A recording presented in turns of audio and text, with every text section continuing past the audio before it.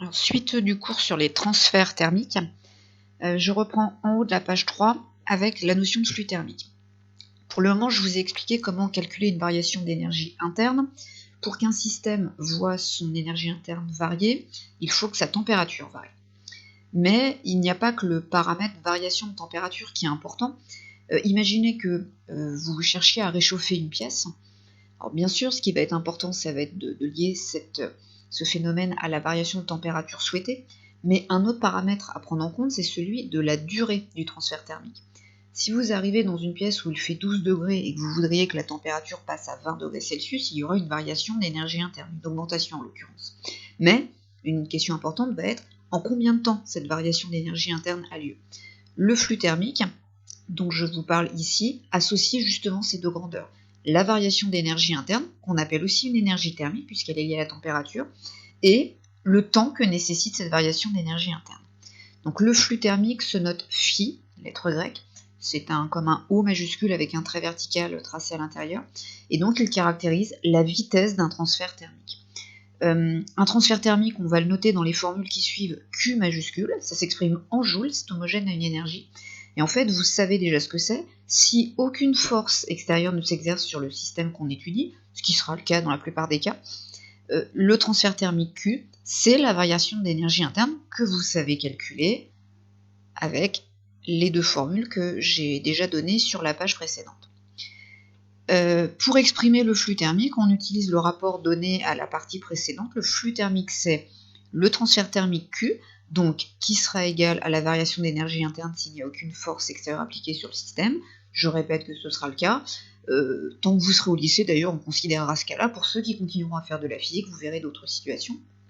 Et puis dans ce rapport aussi, le terme delta T correspond à la durée du transfert thermique qui doit s'exprimer en secondes, qui est l'unité légale pour les durées. Attention à vos écritures quand vous allez utiliser les différentes formules. On ne doit pas confondre le T minuscule ici qui représente une durée et qui s'exprime en secondes, alors que le T majuscule que nous avions noté dans cette formule, par exemple, représentait une température absolue, c'est-à-dire exprimée en Kelvin. Attention. Une remarque également, le flux thermique que je viens de définir dans cette formule, en fait c'est une puissance, d'où l'unité du watt, et vous verrez dans l'un des exercices qui est à faire avec ce chapitre, vous aurez besoin de réutiliser la relation qui relie énergie, puissance et temps ou durée. Donc l'énergie, c'est la puissance fois la durée. Vous l'avez vu l'année dernière en électricité, mais on peut utiliser la même chose ici pour les transferts thermiques. Dernière situation particulière pour les flux thermiques, vous avez une formule supplémentaire ici à connaître lorsque le transfert thermique se fait à travers une paroi plane. On imagine un transfert thermique à travers le mur d'une maison, il est plutôt vertical, mais ça peut très bien être à travers le plancher aussi d'un bâtiment, un toit, etc. J'insiste, la formule que je donne n'est applicable que si le transfert thermique se fait à travers une paroi plane. Sinon, vous ne disposez pour le moment que de cette formule-là. Donc imaginons une paroi plane avec une épaisseur notée petit e, une surface ici rectangulaire S, et un flux thermique qui se ferait, comme on l'a dit précédemment, du plus chaud vers le plus froid, donc de ce système à la température T1, T1 étant plus grande que T2, donc le transfert, le flux, se fait bien de T1 vers T2. La relation est à admettre, elle n'est pas démontrée, mais on montre que le flux thermique, c'est égal à lambda fois S sur E, que multiplie la différence de température. Alors, T1 moins T2 est bien à prendre dans ce sens-là, pour avoir un terme positif, un flux thermique devant être toujours positif. Les termes lambda, S et E sont nécessairement positifs aussi. En effet, le petit e, c'est l'épaisseur du mur, bien sûr c'est positif.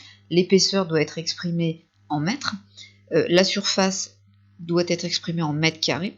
Et puis le lambda, c'est le seul terme que vous ne connaissez pas, ça s'appelle une conductivité thermique. C'est une grandeur qui est caractéristique d'un matériau donné. Vous aurez des valeurs de lambda pour le bois, pour la laine de verre, pour le polystyrène par exemple. Et en fait, cette grandeur-là, elle traduit la façon dont le matériau transfère bien l'énergie thermique. Donc un matériau qui a une grande conductivité thermique lambda, c'est un matériau qui est un mauvais isolant. Donc si on cherche à isoler un bâtiment, évidemment, c'est pas ce qu'on utilise. On va voir tout de suite après dans la partie suivante du cours, qui sera sur une autre vidéo, que la conductivité thermique en fait est inversement proportionnelle à la résistance thermique. Lorsqu'on cherche à isoler un bâtiment, on veut que les murs du bâtiment soient recouverts de matériaux avec une grande résistance thermique pour éviter les pertes thermiques par exemple. Et donc si vous prenez des matériaux de grande résistance thermique, au contraire, ils auront une petite conductivité thermique. Les valeurs des conductivités thermiques sont données dans les énoncés, à moins que l'objectif ce soit de retrouver cette valeur, mais a priori en tout cas vous n'avez aucune valeur numérique à connaître. Je résume sur cette partie du cours. Vous devez connaître la définition du flux thermique, vous devez connaître cette expression du flux thermique qui est toujours utilisable, en vous souvenant bien que s'il n'y a pas de force extérieure appliquée au système que vous étudiez, le transfert thermique Q est égal à la variation d'énergie interne, et vous devez connaître cette dernière formule, permettant elle aussi de trouver le flux thermique qui est opéré. Mais attention, rappelez-vous bien que cette formule n'est utilisable que si le transfert se fait à travers une paroi plane.